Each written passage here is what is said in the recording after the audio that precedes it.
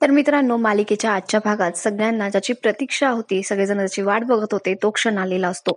म्हणजेच आज वसुंधरेची निर्दोष मुक्तता करण्यात येणार आहे आणि त्याच पद्धतीने शार्दूल सारख्या गुन्हेगाराला अटक झालेली आहे आणि कोर्टासमोर सगळ्यांसमोर सिद्ध झालेलं आहे की वसुंधरा निर्दोष आहे ते.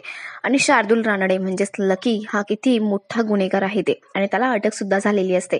तर सुरुवातीला होतं असं की कोर्टाची कारवाई सुरू करण्यात येते आणि वकील साहेब सांगत असतात की या बाईने म्हणजेच वसुंधरा रानडे यांनी स्वतःच्या नवऱ्याला झोपेच्या गोळ्या दिल्या आणि त्यांना झोपी लावून ती गुन्हेगार म्हणजेच हल्लेखोराला भेटायला गेली. त्याला वसुंधराने सुपारी दिली, ती हे आकाशला मारण्याची.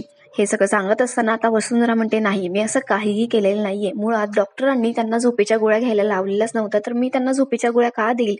त्यावर तो वकील म्हणत असतो की कारण तुम्हाला त्यांना झोपी लावून त्या हल्लेखोराला भेटायला जायचं होतं, त्याला पैसे द्यायचे होते आणि म्हणून तुम्ही हे सगळं केलं. वसुंधरा म्हणत असते, नाही, मला ना अडकवण्याचा प्रयत्न केला जातो या सगळ्यांमध्ये. मी निर्दोष आहे, माझी यातून निर्दोष मुक्तता व्हायला हवी. खरंच मी काहीही केलेलं नाहीये. आणि ती मोठ्या मोठ्याने रडायला लागते. खरं तर आकाशच्या गोळ्या जेव्हा संपलेल्या असतात तेव्हा वसुंधरा मेडिकलमध्ये त्याच्या गोळ्या आणण्यासाठी गेलेली असते आणि तिथे वसुंधराच्या मागावर असतात विशाखा आणि शार्दूल यांची माणसं आणि तिचे काही फोटो त्यांनी काढलेले असतात. मेडिकलचा माणूस सुद्धा त्यांनी खरेदी केलेला असतो आणि कोर्टात त्या माणसाला त्यांनी साक्षीदार म्हणून सादर केलेलं असतं आणि त्याला सांगायला लावलेलं असतं की ही बाई म्हणजेच वसुंधरा रानडे ही झोपेच्या गोळ्या घेऊन गेली होती, तेही डॉक्टरांच्या प्रिस्क्रिप्शन शिवाय. आणि तिने आमच्या खूप हातपाया जोडल्या, विनवण्या केल्या आणि म्हणाली की मला आत्ता अर्जन्सी आहे आणि मला आत्ताच्या आत्ता गोळ्या द्या, म्हणून आम्ही तिला गोळ्या दिल्या. आणि याची साक्ष त्यांनी कोर्टासमोर मांडलेली असते. त्यामुळे वसुंधराच्या विरोधात ठोस पुरावा आता तयार झालेला असतो. पण ही सगळी खेळी असते विशाखा आणि शार्दूल यांची. आता वसुंधरा म्हणते की मला प्लीज एक संधी द्या, माझ्या विरोधात काहीतरी पुरावे गोळा करायचे आहेत मला आणि स्वतःची केस मला स्वतः लढायची आहे. त्यामुळे ती कोर्टासमोर न्यायाधीशांकडे विनवण्या करत असते. जज म्हणत असतात की ठीक आहे, तुम्हाला आम्ही 24 तासाचा वेळ देतो आहे, पण या 24 तासांमध्ये तुम्ही स्वतःला सिद्ध करायचं आहे. तुमच्या विरोधात जे काही पुरावे आहे ते खोटे आहे, एकतर हे सिद्ध करा किंवा निर्दोष पुरावे तुमच्याकडे काही असतील, तुम्ही निर्दोष असल्याचे, तर ते आम्हाला सादर करा. या दोघांपैकी तुम्हाला एक करावं लागेल. वसुंधरा म्हणते ठीक आहे मॅडम, आणि ती थँक्यू म्हणते. तिला आता घेऊन जाण्यात येतं. तेवढ्यात आकाश पुढे येतो आणि म्हणतो प्लीज मला 2 मिनिटाचा वेळ द्या वसुंधराशी बोलण्यासाठी.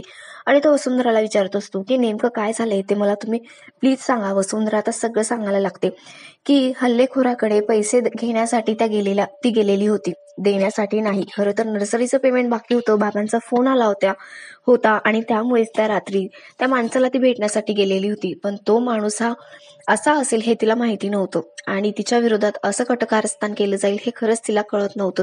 ती आता आकाशला सगळं काही सांगायला लागते की त्या रात्री तिला बाबांचा फोन आला आणि बाबांच्या सांगण्यावरूनच ती त्या माणसाकडे पेमेंट घ्यायला गेली. खरं तर तो माणूस शर्मा असल्याचं सांगितलं गेलं होतं, पण मुळात तो माणूस हा असा निघेल असं तिला माहिती नव्हतं आणि ती निघून जाते. आकाशला आता सगळं कळलेलं असतं की कोणीतरी वसुंधराच्या विरोधात कट कारस्थान करता येते.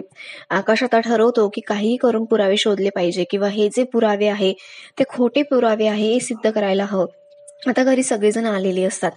विशाखा आणि तनया ही परत जयश्रीचे कान भरत असते आणि म्हणत असते की जयू, तू नको काळजी करू, ती वसुंधरा आता गजाळ होणार आहे. तिचं हे नाटक फार काळ टिकणार नाहीये. पण जयश्री, तुला एक सांगू का, अखिलचं फार कौतुक वाटतं मला. म्हणजे बघ ना, आता ऑफिसमध्ये आकाश नसताना सुद्धा त्याने सगळे क्लायंट व्यवस्थित हँडल केलं आहे, सगळं काही तोच बघतोय. म्हणजे मी कौतुक नाही करत आहे त्याचं, पण मी सांगते तुम्हाला. माधव म्हणतो, हो, आकाशनेच त्याला ट्रेन केलं आहे ना. शिवाय भास्कर आहे, पण भास्कर अकाउंटची कामं सांभाळतो सगळं. आणि ती स्वतःच्याच जावायचं म्हणजे अखिलचं कौतुक करत असते आणि म्हणत असते, मला असं वाटतं ना, आकाशला अशा मनस्थितीमध्ये ऑफिसमध्ये जायला नकोय. म्हणजे बघ ना, त्याच्याकडून काही चुकीचे निर्णय घेतले गेले तर महागात पडतील ना. मागच्या वेळेला नाही का ते गायतोंडेचं प्रकरण किती मोठं महागात पडलेलं, म्हणून मला असं वाटतंय, बाकी काही नाही. तनया म्हणते, हो नाही, तेव्हा पण त्या वसुंधरानेच पूजा केली होती. विशाखा म्हणते, अगं बाई, तिने पूजा केली होती म्हणूनच हे सगळं घडलं. आता जयश्री म्हणते, काही करून त्या वसुंधराला आधी आकाशपासून वेगळं करायला हवं, असं काहीतरी घडायला हवं ना. ती कायमची जेलमध्ये बंद व्हायला हवी, तिथे सडायला हवी. आता हे सगळं बोलणं आकाश वरून ऐकत असतो. तेवढ्या तनयाची नजर आकाशकडे जाते. आकाश आपल्याकडे बघतोय म्हणून तिला जरा धक्का बसतो. आकाश खाली येतो आणि म्हणतो, चालू द्या तुमचं, मला त्याच्याने काही फरक पडत नाही. पण आई, एक गोष्ट मी तुला सांगून ठेवतो, वसुंधरा निर्दोष आहे आणि माझ्या पत्नी आहे आणि त्यांना निर्दोष साबित करण्यासाठी, त्यांची मुक्तता करण्यासाठी ना मी वाटेल ते करायला तयार आहे आणि मी सगळं काही पणाला लावायला सुद्धा तयार आहे आणि मी चाललोय आता त्याच्यासाठीच. आणि तो बाहेर येतो. इकडे आता शार्दूल बनीचे कान भरत असतो आणि म्हणत असतो, बनी काय झालंय? बनी म्हणतो, बघा ना लकी अंकल, आई अजूनही बाहेर आलेली नाहीये, मला खूप काळजी वाटते, आईची आठवण येते. त्यावर लकी म्हणतो, अरे तुझी आई ना एक नंबरची खोटारडी बाई आहे, तिने नक्कीच काहीतरी केलं असणार म्हणून तिला पोलिसांनी डांबून ठेवलंय ना. अरे ती खोटं बोलली, फसवणूक केली तिने, तुझ्या भावाला मारण्याचा प्रयत्न केलाय. तेवढ्यात आकाश हे सगळं ऐकतो आणि लकीकडे येतो. म्हणतो, लकी तुला लाज नाही वाटत लहान मुलाचे असे कान भरताना? आणि बनी बाळा, तुला माहिती ना आई कशी येते, आपल्या आईवरती पूर्ण विश्वास आहे ना, जा तू काळजी करू नको, आतमध्ये जा. आणि बनी आतमध्ये निघून जातो. आकाश पुन्हा एकदा लकीला ठणकावून सांगतो की हे बघ लकी, आमच्या मॅटरमध्ये तू पडायचं नाहीयेस आणि वसुंधरा कशा आहेत ना ते आम्ही बघून घेऊ. त्याला बनीला काही सांगायची तुला काहीच गरज नाहीये, कळलं? आणि तो तिथून निघून जातो. आता 24 तास उलटून गेलेली असतात. पुन्हा एकदा कोर्टाची कारवाई सुरू करण्यात येते. वकील म्हणतात की मला असं वाटत नाहीये वसुंधरा रानडे, वसुंधरा ठाकूर यांच्याकडे काही आता पुरावे असतील, म्हणूनच आता या केसमध्ये काहीही राहिलेलं नाहीये. तुम्ही आपला निर्णय काय असेल ते एकदा सांगून टाकावा, असं तो जज साहेबांना विनंती करत असतो. तेवढ्यात जज मॅडम म्हणतात की नाही, आपण मिसेस ठाकूर यांची सुद्धा बाजू ऐकून घ्यायला हवी. तेवढ्यात वकील म्हणतो की माझ्याकडे अजून एक साक्षीदार आहे मॅडम. याच कोर्टामध्ये तो आता उपस्थित आहे आणि तो शार्दूलला बोलवतो आणि शार्दूलला त्याचं नाव वगैरे विचारतो, त्याची ओळख विचारतो. शार्दूल म्हणतो, माझं नाव शार्दूल रानडे आहे आणि या बाईशी माझा संबंध काय, तर आकाश ठाकूर यांच्यासोबत लग्न होण्याआधी या बाईचं माझ्यासोबत लग्न झालं होतं आणि यांचा जो मुलगा आहे ना बणी, म्हणजेच अन्वय रानडे, तो माझा बायोलॉजिकल मुलगा आहे.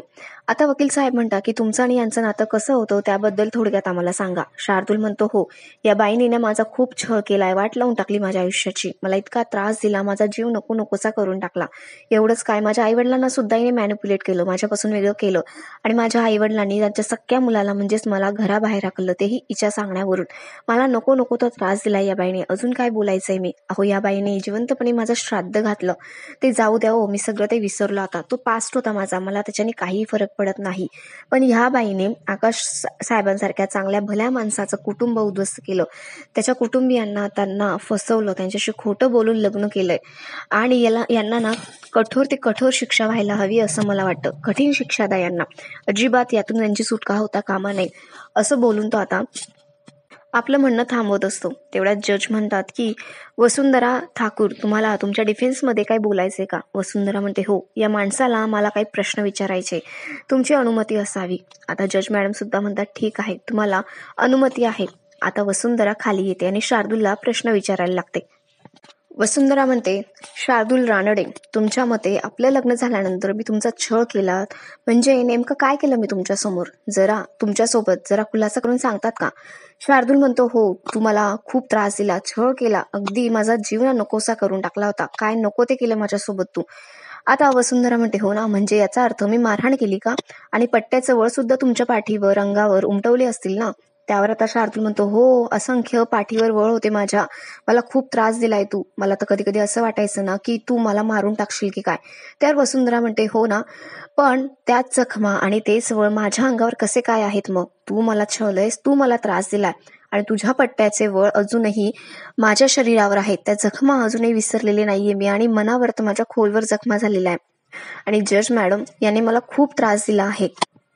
शार्दूल म्हणतो, ही बाई ना खोटं बोलते एक नंबरचं, हिला माझ्याशी लग्न करायचं होतं कारण माझ्या पैशांमध्ये इंटरेस्ट होता. एकदा माझ्याकडचे पैसे संपले, मग तिने आकाश रावांचा पिछा केला आणि आकाश रावांसारखी मालदार पार्टी तिला मिळवायची होती, म्हणून तिने मला त्रास दिला आणि मला तिच्या आयुष्यातून काढून टाकलं. त्यावर वसुंधरामध्ये साफ खोटं, हा एक नंबरचा खोटा माणूस आहे आणि हाच खोटं बोलतोय. खरं तर मला माझ्या मुलाला एक चांगला बाबा मिळवून द्यायचा होता.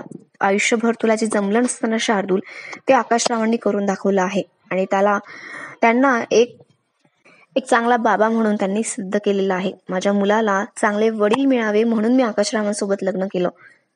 माझ्या बनीला बापाचं प्रेम मिळावं, त्यांची माया मिळावी म्हणूनच मी आकाशरावांसोबत लग्न केलं. आणि वसुंधरा आता परत जज मॅडमांना विनंती करत असते की मला कोण खोटं आहे कोण खरं हे सिद्ध करण्यासाठी माझ्या सासू सासऱ्यांना विटनेस बॉक्समध्ये बोलवण्याची परवानगी हवी. त्यावर तिला परवानगीही मिळते. आता वसुंधराचे आई वडील म्हणजेच सासू सासरे हे विटनेस बॉक्समध्ये आलेले असतात. वसुंधरा त्यांना आपलं नाव सांगायला लावते आता सुधीर आणि सुशील नाव सांगतात, आपल्या मुलाचं देखील नाव सांगतात. वसुंधरा म्हणते की लकी या नावाने तुमच्या मुलाला आजतागत कोणी ओळखतं का? आणि घरामध्ये आजूबाजूला कोणी त्याला लकी या नावाने हाक मारतं? त्यावर आता सुधीर म्हणतो, नाही, तो हल्लीच लकी या नावाने वावरायला लागलाय. हे त्याचं खोटं नाव आहे. त्याच्या नावाचा सुद्धा त्याने विपर्यास केलेला आहे. आणि मग आता वसुंधरा म्हणते, तुमच्या मुलाबाबत काय म्हणणं आहे हे थोडक्यात मांडा. त्यावर सुधीर आणि सुशीला शार्दूलचे सगळे काही काळे धंदे, त्याचं सगळं काही वागणं, हे सगळं काही सांगत असतात आणि रडत असतात आणि म्हणत असतात की आमच्या सुनेला म्हणजेच वसुंधरा हिला त्याने खूप छळलेलं आहे. आता आईबाबा म्हणतात की आमच्या सुनेला आम्हाला नवीन संसारात उभं राहिलेलं बघायचं होतं, तिचा नव्याने संसार फुललेला बघायचा होता.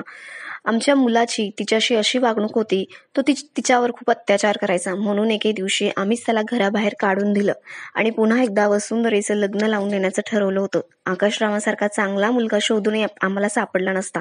म्हणूनच आकाशरावांची निवड आम्ही केली होती, कारण बनीला सुद्धा एक चांगले बाबा मिळावे असं आम्हाला वाटत होतं.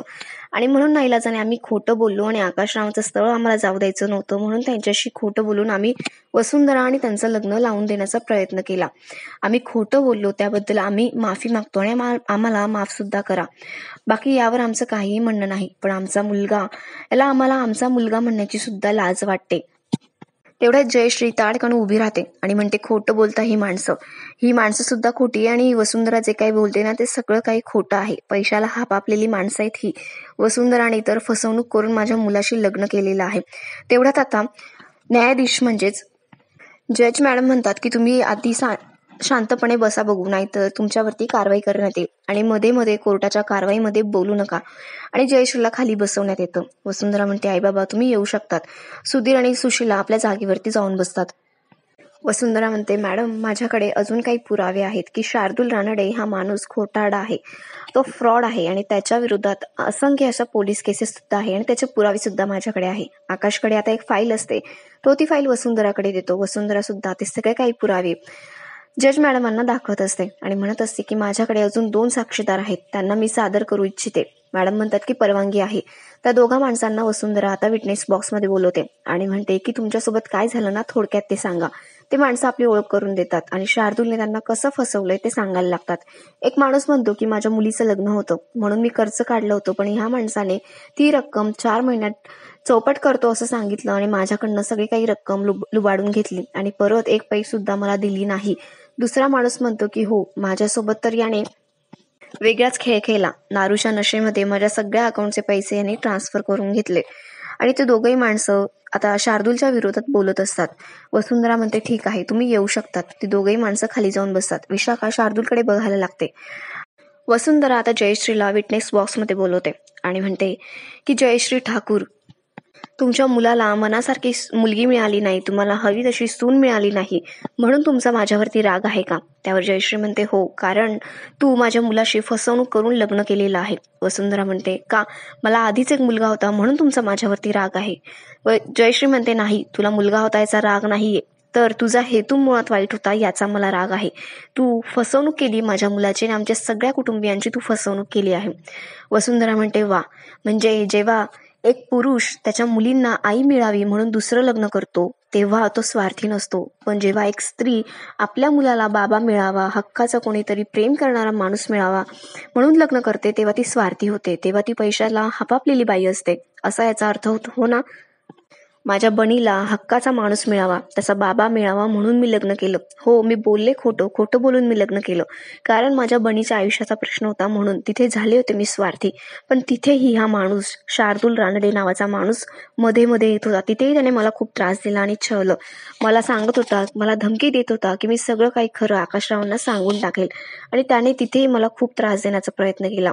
आई, तुम्ही एक गोष्ट विसरता आहात.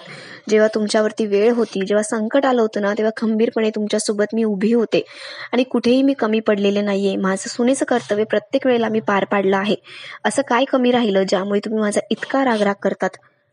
पण आज जेव्हा माझ्यावरती वाईट वेळ आली तेव्हा तुम्ही माझ्या बाजूने उभं राहायचं तर सोडून द्या, माझ्या विरोधात जाऊन उभं राहिले आहात.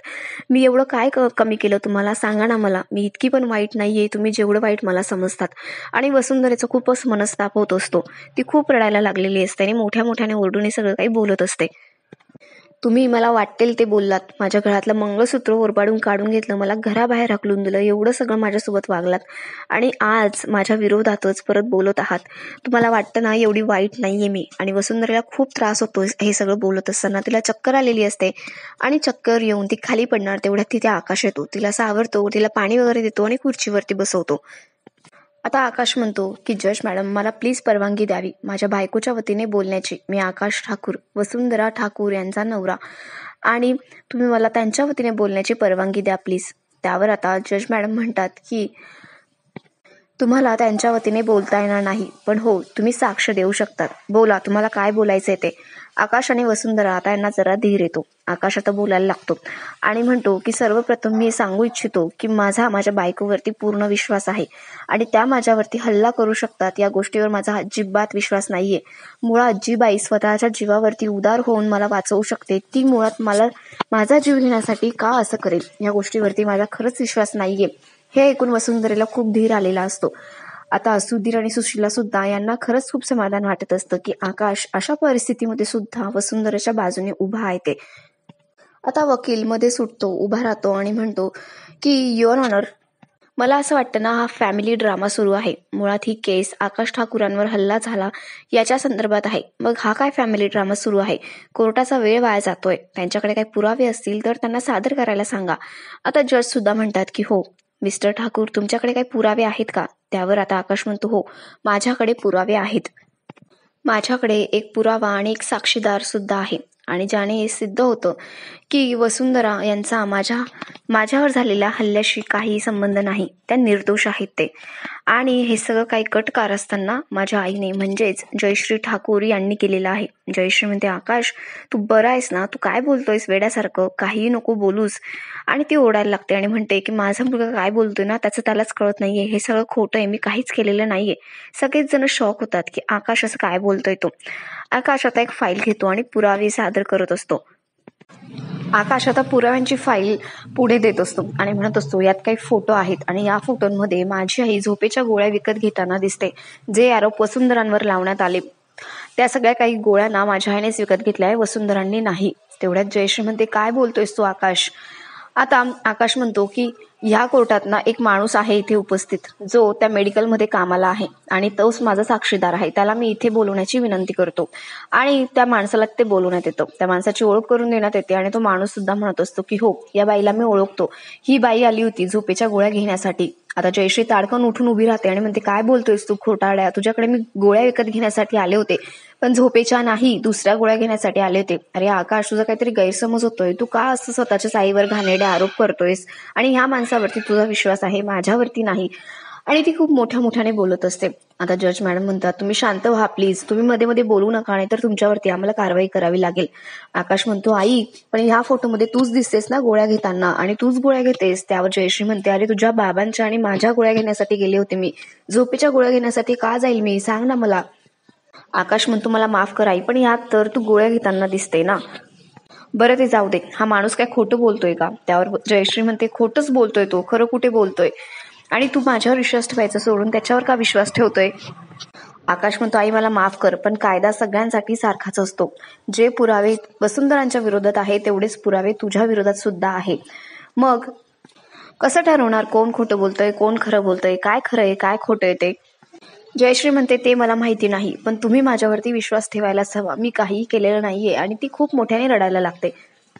आता आकाश म्हणतो, माझी आई जे बोलते ना ते खरं आहे आणि हो या माणसाला देखील मीच खोटं बोलायला लावलंय. त्यावर वकील आता म्हणतो की हे अजिबात चालणार नाही. काय चाललंय हे सगळं?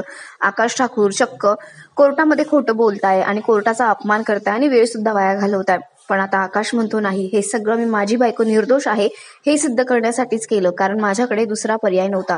जेव्हा माझ्या आईवरती मी संशय घेतला, पुरावे सादर केले, तेव्हा जज मॅम तुम्हाला सुद्धा असंच वाटलं ना की माझी आई दोषी आहे. ते थोड्या वेळा करता का असे ना तुम्ही त्यांच्यावरती संशय घेतला, मग तेच माझ्या बायकोच्या बाबतीत झालेलं आहे आणि तुम्ही तिच्या बाबतीत सुद्धा असाच विचार केलेला आहे. म्हणजे मला माहिती आहे की जे पुरावे सादर केले गेले त्या फोटोंमध्ये माझी बायको वसुंधरा आहे, पण ती त्या माणसांबरोबर काय बोलते, त्यांच्यामध्ये कुठल्या विषयावर बोलणं चालू आहे हे त्यातून सिद्ध होत नाही. शिवाय ते पैसे घेताना ते दिसत आहे, पण ती निदान पैसे देते की घेते हे त्यातून सिद्ध होत नाहीये. शिवाय त्या माणसांना भेटल्याचं कुठलंही रेकॉर्ड तुमच्याकडे नाहीये आणि फक्त त्या फोटोंमध्ये माझी बायको आहे म्हणून त्यांच्यावरती आपण असे घाणेरडे आरोप करू शकत नाही आणि तेवढे पुरावे पुरेसे नाहीये. त्या माझ्या विरोधात असं कट कारस्थान कधी करूच शकत नाही आणि माझी बायको वसुंधरा या निर्दोष आहे एवढंच मला म्हणायचंय. माझी साक्ष संपवण्याआधी मला एकच गोष्ट सांगायची आहे की माझ्या बायकोवर पूर्ण विश्वास आहे. माझ्या बायकोवरती मुलावरती माझं जीवापाड प्रेम आहे. पण हा माणूस आमच्यामध्ये येतोय, हा माणूस आम्हाला त्रास देण्याचा प्रयत्न करतोय आणि या सगळ्यांमागे ना हाच माणूस आहे असं शार्दूलकडे बोट दाखवून तो बोलत असतो आणि म्हणत असतो की आम्हाला सुखाने संसार करायचा आहे आणि तुम्ही तुमचा निर्णय सांगण्याच्या आधी विचार करावा या सगळ्यांचा, असं मला वाटतं. आणि आपली साक्ष तिथे संपवतो.